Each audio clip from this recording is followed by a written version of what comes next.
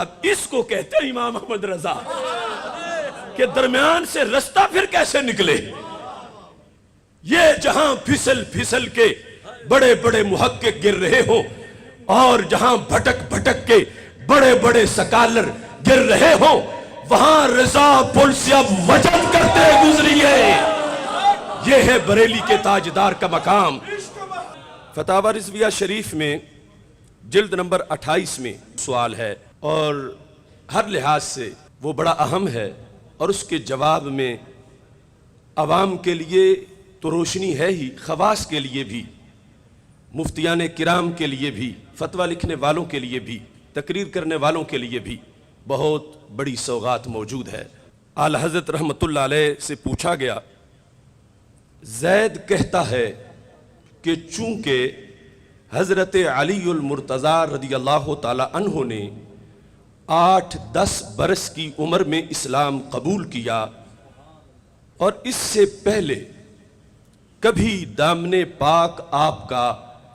نجاست شرک و کفر سے آلودہ نہیں ہوا،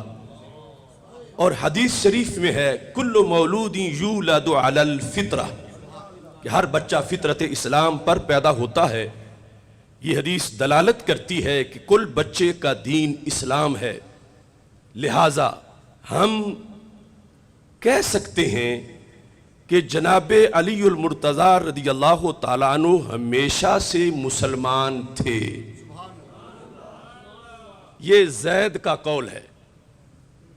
ہمیشہ سے مسلمان تھے۔ عمر کہتا ہے کہ جب حضرت علی المرتضی رضی اللہ تعالیٰ عنہ کرم اللہ تعالی وجہ نے 8-10 برس کی عمر میں اسلام قبول کیا تو یہ کہنا کہ آپ ہمیشہ سے مسلمان تھے محض غلط ہے۔ بینوا توجروا، الجواب قول زید حق، یعنی قول زید کیا تھا کہ حضرت مولا علی رضی اللہ تعالیٰ عنہ ہمیشہ سے مسلمان تھے۔ قول زید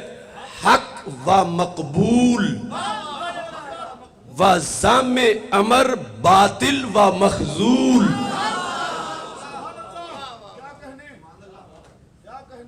اور فرمایا کہ میں نے اس پر ایک پوری کتاب لکھی ہے، المکانۃ الحیدریہ عن وسمۃ عہد الجاہلیہ۔ زید کا قول ہے، اس کے دلائل پر اعلی حضرت رحمت اللہ علیہ نے مکمل تصنیف فرمائی، اور عمر کا قول جو ہے وہ تشویش عام ذہنوں میں بھی آ سکتی ہے کہ جب یہ کہا جاتا ہے کہ 8 سال کی عمر میں اسلام قبول کیا، اور یہ آج سے نہیں، یہ تو شروع سے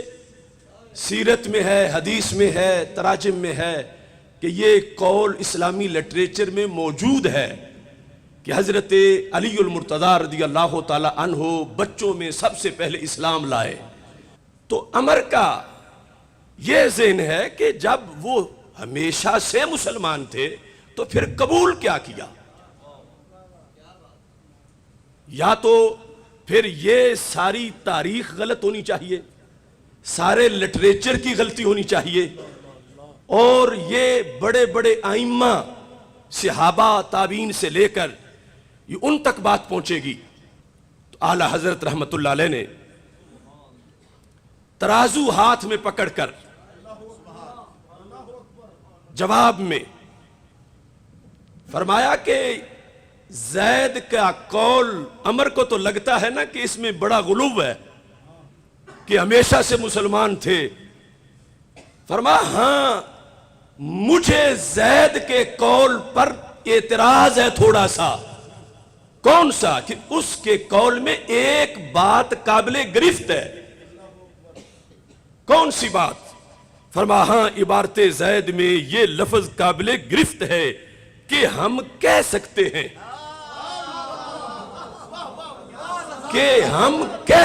ہیں کیوں؟ فرمایا اس سے بوئے ذوف آتی ہے۔ یعنی اس نے یوں ذکر کیا جیسے بڑی مشکل سے یہ رستہ بن رہا ہے اس بات کا، اور کمزور سا یہ نظریہ بن سکتا ہے۔ اور مجھے اس پہ اعتراض ہے، زید نے جو بات کی وہ بات برحق ہے، میں اس کی حمایت کر رہا ہوں، مگر زید نے یوں جیج کہا کہ ہم کہہ سکتے ہیں اس سے بوئے ذوف آتی ہے، بلکہ یوں کہنا چاہیے کہ ہم اعتقاد رکھتے ہیں، ہم اعتقاد رکھتے ہیں کہ حضرت مولا علی رضی اللہ تعالیٰ عنہ ہمیشہ سے مسلمان تھے، ہم اعتقاد رکھتے ہیں۔ اور صرف یہی نہیں، اگلے جملے میں فرمایا ہم بالیقین کہتے ہیں، ہم بالیقین کہتے ہیں کہ حضرت مولا علی رضی اللہ تعالی عنہ ہمیشہ سے مسلمان تھے۔ اب ادھر سے عمر کا جو قول ہے وہ یہ کہتا ہے کہ پھر قبول کیا کیا، اور پھر اس میں آگے ایریا شروع ہو جاتا ہے روافض کا۔ اعلی حضرت رحمت اللہ علیہ نے فرمایا یہ جو سوال ہے اس میں یہ بات تو برحق ہے کہ حضرت مولا علی رضی اللہ تعالیٰ عنہ ہمیشہ سے مسلمان تھے۔ آگے یہ کہنا کہ پھر اسلام قبول کیا تو اس کا مطلب کیا ہے، اور کوئی پھر اس طرف آ جائے کہ یہ جملہ ہی غلط ہے کہ انہوں نے اسلام قبول کیا۔ فرمایا جو یہ کہے کہ اسلام قبول کرنے والا جملہ غلط ہے وہ بندہ خود غلط ہے، اسلام قبول کرنے والا جملہ بھی صحیح ہے اور ہمیشہ سے مسلمان ہونے والا نظریہ بھی صحیح ہے۔ 466 صفحے میں اس جگہ نہیں دوسرے مقام پر میں نے تلاش کیا تو اعلی حضرت رحمت اللہ علیہ نے وہ تشویش جو زید کو تھی وہ دور کی، اور ایسی دور کی کہ اگر بندہ عادل مزاج ہو تو لگتا ہے کہ ذہن کے 14 طبق روشن ہو گئے ہیں۔ آپ فرماتے ہیں کہ رب ذوالجلال نے جواب قرآن مجید سے کہ رب ذوالجلال نے قرآن مجید میں حضرت سیدنا ابراہیم علیہ السلام کی نسبت یہ فرمایا ہے اذ قال له ربه اسلم قال اسلمت لرب العالمین۔ جب رب ذوالجلال نے حضرت ابراہیم سے فرمایا علیہ السلام سے کہ اسلام لا، اسلم یہ ترجمہ اعلی حضرت کا، اسلام لا، قال اسلمت لرب العالمین، وہ بولے اسلام لایا میں رب العالمین کے لیے، اسلام لایا۔ اب اللہ کے ایک پیغمبر سیدنا ابراہیم خلیل اللہ علیہ السلام جو منصب نبوت پہ بھی جلوہ گر ہیں اور انہیں کہا یہ جا رہا ہے اللہ کی طرف سے اسلم، اسلام لاؤ، اور وہ کہتے ہیں میں اسلام لایا۔ یہ آیت ذکر کر کے اب امام کے لفظ سنیے، فرماتے ہیں جب خلیل کبریاء علیہ السلام کو اسلام لانے کا حکم ہونا اور ان کا عرض کرنا کہ میں لایا، معاذ اللہ ان کے ایمان قدیم اور اسلام مستمر کا منافی نہ ہوا، تو جو بات نبی کے لیے جائز ہے بطریق اولا ولی کے لیے بھی جائز ہے، کہ نبی کا مقام تو ولی سے بہت اونچا ہے،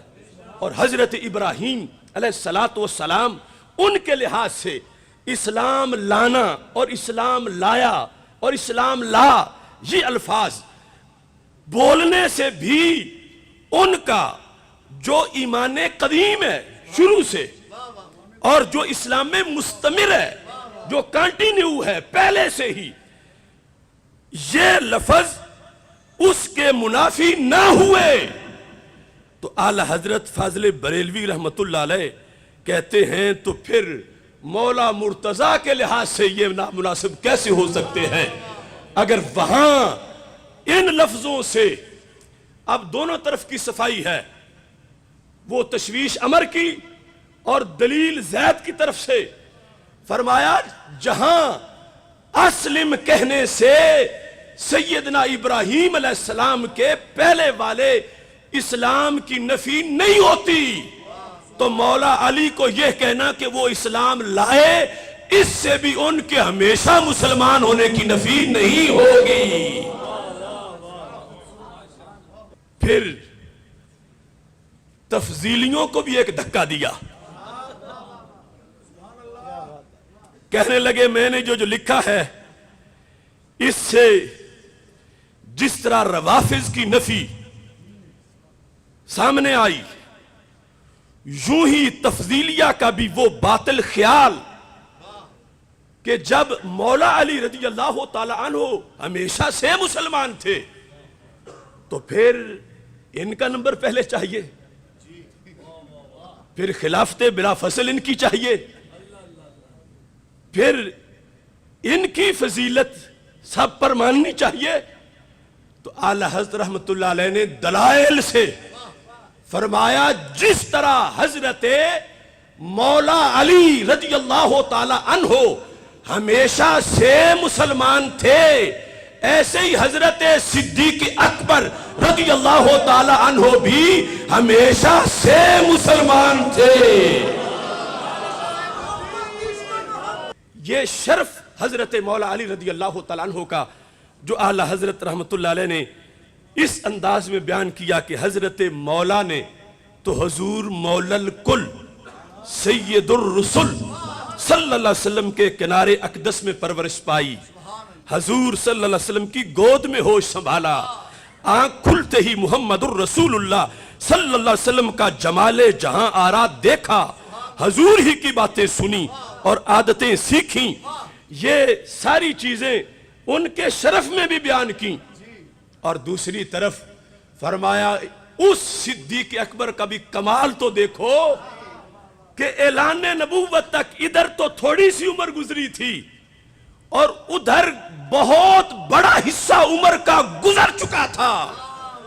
اور صدیق نے پھر بھی اپنے دامن پہ کفر و شرک کا داغ نہیں لگنے دیا۔ ہر ایک کا اپنا اپنا مقام اور اپنی اپنی فضیلت ہے، اور اس سے میں اپنے کراس استدلال سے آپ کی توجہ ادھر بھی دلانا چاہتا ہوں کہ جب یہ صورتحال ہے ان دو خلفاء کی